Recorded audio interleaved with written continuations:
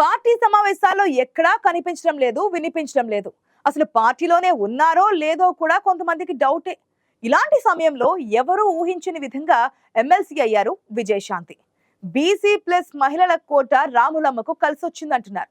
ఇందుకే లేడీ అమిత పెద్దల సభలో అడుగు పెట్టడానికి సహకరించిన నేతలెవరు? పార్టీలో యాక్టివ్ గా లేని విజయశాంతి వైపు కాంగ్రెస్ అధిష్టానం మొగ్గు చూపడానికి కారణాలేంటి? ఒకసారి చూసేద్దామా?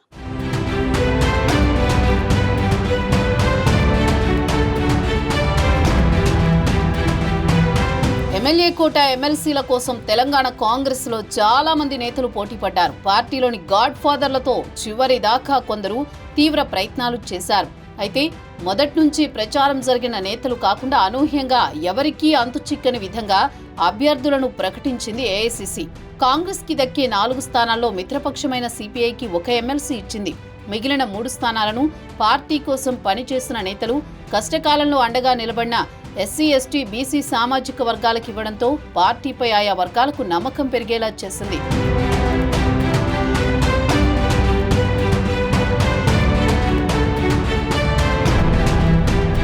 ఎమ్మెల్సీ పదవుల విషయంలో సామాజిక న్యాయానికి పెద్దపీట వేసింది కాంగ్రెస్ అగ్రనాయకత్వం. సినిమాల్లోనే కాదు, పొలిటికల్ గా కూడా ఫైర్ బ్రాండ్ ఇమేజ్ ఉన్న విజయశాంతికి ఎమ్మెల్సీ దక్కడం పార్టీ శ్రేణులను ఆశ్చర్యానికి గురిచేసింది. కారణాలు ఏమైనా కొంతకాలంగా విజయశాంతి పార్టీ కార్యక్రమాలకు దూరంగా ఉన్నారు. అప్పుడప్పుడు ట్వీట్ చేయడం మినహా మీడియాలో కూడా కనిపించకుండా పోయారు. ఈ మధ్య కాలంలో ఏఐసీసీ రాష్ట్ర వ్యవహారాల ఇన్ఛార్జిగా వచ్చిన మీనాక్షి నటరాజన్ కొంతమంది సీనియర్ నేతలతో ఆరా తీశారు.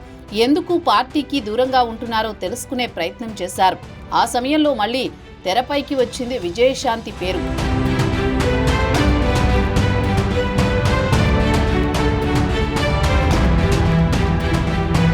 సీనియర్లు, అందులో పార్టీ కోసం పనిచేసే నేతలను మళ్లీ మెయిన్ స్ట్రీమ్లోకి తీసుకురావాలని ఆలోచన చేశారు.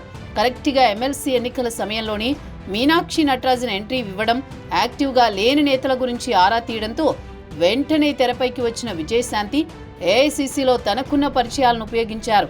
పార్టీలో జాయిన్ అయిన సందర్భంలో ఇచ్చిన హామీని నెరవేర్చాలని అగ్రనాయకులను కలిశారు రాములమ్మ. దాంతో వ్యూహాత్మకంగా లేడీ ఫైర్ బ్రాండ్ ఇమేజ్ ని ఉపయోగించుకోవాలని డిసైడ్ అయ్యింది కాంగ్రెస్ అధిష్టానం. మరో ఆలోచన లేకుండా ఎమ్మెల్సీగా ఆమె అభ్యర్థిత్వాన్ని పరిశీలనలోకి తీసుకుంది.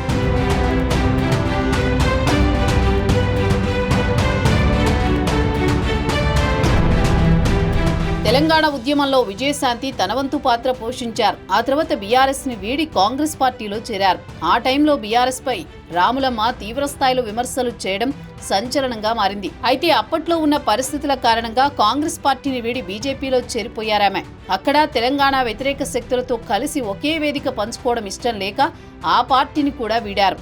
గత అసెంబ్లీ ఎన్నికల ముందు హస్తం గూటికి వచ్చారు. ప్రస్తుతం కాంగ్రెస్ పార్టీలో బీజేపీ, బీఆర్ఎస్ పై ఒంటి కాలిపై లేచే నేతలెవరూ పెద్దగా కనిపించడం లేదు. ఇదే విజయశాంతికి కలిసొచ్చింది.